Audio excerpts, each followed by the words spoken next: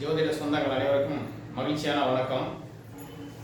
இன்று நம்ம ஆங்கில புத்தாண்டை நெருங்கி இருக்கோம். இப்போ 2025 கடந்து 2026 நோக்கி நம்ம பயணிச்சுட்டு இருக்கோம். மக்களோட கருத்துக்கெல்லாம் என்ன நினைக்கிறாங்க அப்படின்னா, இதை 2025 கொஞ்சம் சிரமமாக இருந்துச்சு சார், 2026 எங்களுக்கு எப்படி இருக்கும், ஒரு ஆன்சர் சொல்லுங்க அப்படின்னு மக்கள் ஃபோன் போட்டு கேட்டுகிட்டே இருக்காங்க. இப்போ நம்ம என்ன பண்ணலாம் அப்படின்னு அது ஒரு ஆராய்ச்சி போகலாம். ஒரு ஆராய்ச்சிக்கு போகிறதுக்கு முன்னாடி பழனி ஸ்ரீ ஞானதண்டாயுதபாணியை வணங்கி இந்த அரிய கலையை கற்றுக் கொடுத்த ஆசிரியர்கள் அவர்களுக்கும் ஒரு நன்றி சொல்லி இந்த 2026 எப்படி இருக்குன்னு ஒரு ஆராய்ச்சி பண்ணலாம். இப்போ ஃபஸ்ட்டு நம்ம மேசராசி பார்ப்போம். இந்த 2026 ஆங்கில புத்தாண்டு மேசராசி மேச லக்கணத்தில் பிறந்தவங்களுக்கு என்ன பலன் கொடுக்கும் அப்படின்னு ஒரு ஆராய்ச்சி பண்ணோம்னா, மேசத்தில் யார் மேசம் இருக்காங்க, கேதுவ நட்சத்திரம் இருக்குது, அஸ்வினி நட்சத்திரம் 4 பாதம் இருக்குது, அடுத்து பரணி நட்சத்திரம் சுக்கிரனோட நட்சத்திரம் இது 4 பாதம் இருக்குது, அடுத்தது சூரியனோட நட்சத்திரமான கிருத்திகை நட்சத்திரம் 1ஆம் பாதம் மட்டும் இருக்குது. இந்த 9 பாதம் அடங்கியதான் மேச ராசி மேச லக்கணம். அதனால ஒரே பலன் தான் ஏதா இருந்தாலும். இப்போ இதனுடைய தன்மை அப்படின்னு பார்க்கும்போது மேசங்கிறத ஒரு அரசு வீடு, இது ஒரு செவ்வாய் ஆட்சியில் இருக்கிறதுனால இந்த ராசி லக்கணத்தில் பிறந்தவங்க கொஞ்சம் நல்லா கோபப்பணம் உடையவங்களா இருப்பாங்கன்னு வச்சுக்கோங்களேன். ஆனால் இது தர்ம ராசின்னு சொல்லுவாங்க. அந்த தர்ம சிந்தனை நியாயம் இதெல்லாம் அவங்ககிட்ட இருக்கும். ஆனால் கோபம் மட்டும் இருக்குன்னு வச்சுக்கோங்களேன். அப்போ இவன் மேச ராசி என்ன பண்ணணும் அப்படின்னு பார்க்கும்போது, இன்னைக்கு மேச ராசி அதிபதியான செவ்வாய் பகவான் 9ஆம் வீட்டில் போய் இருக்குது தனுசுல. அப்போ இது ஒரு சிறப்பு தான். 9ங்கிறது ஒரு நல்ல ஒரு அமைப்பு தான் வச்சுக்கோங்களேன். அப்போ இந்த மேசராசிக்காரருக்கு 9ஆம் இடங்கிறது தீர்த்தஸ்தல யாத்திரை, கோயில் பயணம், கோயில் கும்பாபிஷேகம் பண்ணுறது, இது எல்லாமே இவங்களுக்கு இந்த நேரத்தில் அமையும். ரொம்ப ரொம்ப நல்லா இருக்குது. அவங்க அப்பாவுக்கு நல்லா இருக்கும். அந்த மேசராசிக்காரருக்கு 9ஆம் இடத்துல இருக்கிறதுனால அவங்க அப்பாவுக்கு நல்லா இருக்கும். அடுத்தது 2ஆம் இடம். 2 தான் குடும்பம், தனம், இது எல்லாம் சொல்றது, வருமானம் சொல்றது. அப்போ 2ஆம் இடத்துலேயே சந்திரன் இருக்குது. சந்திரன் வருமானக்காரர் நண்டன் இருக்கிறதுனால உச்சமா இருக்கிறதுனால வருமானம் நல்லா இருக்கும், மேசராசிக்காருக்கு நல்லா இருக்கும் அப்படின்னு தான் பலன் வருது. அடுத்து 3ல் குரு இருக்கிறாரு. 3ஆம் இடத்து அதிபதி 9ல் இருக்கிறாரு. அப்போ ஒரு வீரியம், விஜயம், வெற்றி, இளைய சகோதரம், இது எல்லாமே சிறப்பு தான் இந்த மேசராசிக்காருக்கு.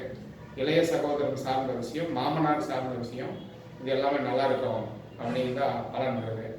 அடுத்தது 4ஆம் இடம். 4 தான் தாய், வண்டி, வாகனம், சொத்து, இதையெல்லாம் சொல்லும். அந்த அதிபதி 2ஆம் இடத்துல உச்சமா இருக்கிறாங்க.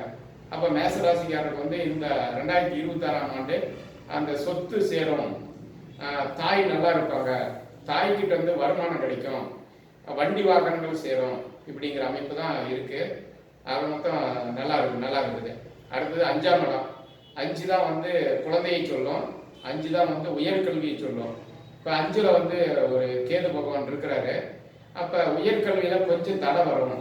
அடுத்த கொஞ்சம் பிரேக் பண்ணி படிக்கிற மாதிரி இருக்கும். குழந்தைக்காக எதிர்பார்த்துட்டு இருக்கிறவங்களுக்கு கொஞ்சம் குழந்தை கொஞ்சம் தாமதப்படணும் அப்படின்னு தான் வருது. அப்போ ஆனால் தாமதப்பட்டாலும் கிடைக்குமா சார் அப்படின்னா, திரிகோணத்தில் இருக்கிறாரு. அந்த 5ஆம் அதிபதி சூரிய பகவான் திரிகோணத்தில் இருக்கிறாரு.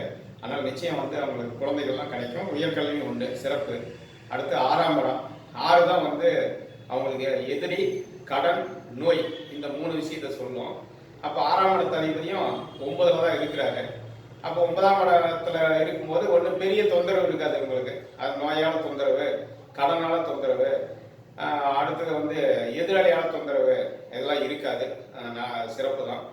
அடுத்தது 7ஆம் இடம். 7 தான் மேசராசி மேச லக்கணக்காரர் திருமணத்தை எதிர்நோக்கி பார்த்து கொண்டு இருப்பவர்களுக்கு சுக்கிர பகவான் திரிகோணத்தில் இருக்கிறாரு. இருந்தாலும் 7ஆம் இடம் கொஞ்சம் திரிசூனியமானதுனால அந்த திருமணம் மட்டும் கொஞ்சம் காலதாமதமாகும் அப்படிங்கிற பலன் தான் வருதுன்னு வச்சுங்களேன். ஆனால் நடக்கும், திருமணம் நடக்கும், கொஞ்சம் காலதாமதம் எடுத்துக்கும், அவ்வளோதான். முயற்சி பண்ணுங்க. அடுத்து 8ஆம் இடம். 8 தான் அவங்களுடைய ஆயுளை சொல்லும், அவங்களுடைய உயிர் சொத்து, இதெல்லாம் சொல்லும். அப்போ 8ஆம் இடத்து அதிபதி 9ல் இருக்குது, சிறப்பு தான். இருந்தாலும் 8ல் மாந்தி இருக்கிறதுனால அந்த மாந்தி மேச ராசிக்காரருக்கு 3 6 கூடிய சாரத்தில் போகுது. அப்போ 3 6 கூடிய சாரங்கிறது 3ங்கிறது இளைய சகோதரம், 6ங்கிறது வந்து கடன். அப்போ வந்து ஏதாச்சும் உங்களுக்கு இந்த இளைய சகோதரத்து மூலம் கொஞ்சம் பிரச்சனை, இந்த கடனால் கொஞ்சம் சின்ன சின்ன பிரச்சனைகள் இருக்கும் அப்படிங்கிறத வந்து 8ஆம் இடம் வலியுறுத்துது. அடுத்தது 9ஆம் இடம். 9ஆம் இடத்து அதிபதி வந்து குரு பகவான் என்ன பண்றாரு, 3ல் இருக்கிறாரு. அவர் தனக்கு 7ல் இருந்து தன் வீட்டையே பார்க்குறாரு. அப்போ வந்து இவங்களுக்கு 9ங்கிறது அப்பாவை சொல்லும். இதெல்லாமே சிறப்பு தான் வச்சுக்கங்களேன். அடுத்து 10ஆம் இடம். 10ஆம் இடத்து அதிபதி வந்து 12ல் இருக்கிறாரு சனி பகவான். 10 திதிசூனியமாக இருக்குது. அப்போ இவங்களுக்கு வந்து இந்த தொழிலில் வந்து இப்போ ஒரு போராட்டமான காலமாக இருக்கும். ஒரு டர்னிங் பாயிண்ட், தொழிலில் ஒரு திருப்புமுனை ஏற்படும். என்ன காரணம்னு கேட்டிங்கன்னா, உங்களுக்கு இந்த கோச்சாரத்தில் இன்னைக்கு வேற 7 சனி வேறு நடக்குது. மேசராசிக்காரருக்கு 7 சனியில் விரைய சனி நடக்குது. அதனால் தொழிலாளிகளையும் 12க்கு போயிட்டாரு. அதனால் தொழிலில் மட்டும் கொஞ்சம் கவனமாக இருக்கணும் அப்படிங்கிற பலன் வந்து வருது. அடுத்து 11ஆம் இடம். 11ஆம் இடம் லாபஸ்தானம். அந்த லாபஸ்தானம் வந்து 12ல் மறைஞ்சிருக்குது. அப்போ 12ங்கிறது ஒரு மருத்துவ செலவை சொல்லும். அப்போ வந்து உங்கள் தொழில் செஞ்சு வரக்கூடிய லாபம் எல்லாம் மருத்துவத்துக்கு செலவாகக்கூடிய சூழ்நிலை இருக்குது. அதனால் உடம்பு ஆரோக்கியமாக பார்த்துக்கங்க அப்படிங்கிற விஷயம் சொல்லுது. அதே மாதிரி 12ஆம் இடம் தான் அயன சயன போகும், அவங்களுடைய தூக்கத்தை சொல்லும். அது வந்து 3ஆம் இடத்துல இருக்குது. அதனால கொஞ்சம் தூக்கம் சார்ந்த விஷயத்துல கொஞ்சம் கவனமாக இருக்கணும். கொஞ்சம் விரைய செலவாகும். இப்படியெல்லாம் அந்த மாதிரி சூழ்நிலை தான் இருக்கு. ஒன்றும் பெரிய அளவு பாதிக்காது. இருந்தாலும் மேச ராசி மேச லக்னக்காரருக்கு ஒரு 70% நன்மையாக தான் இருக்குது.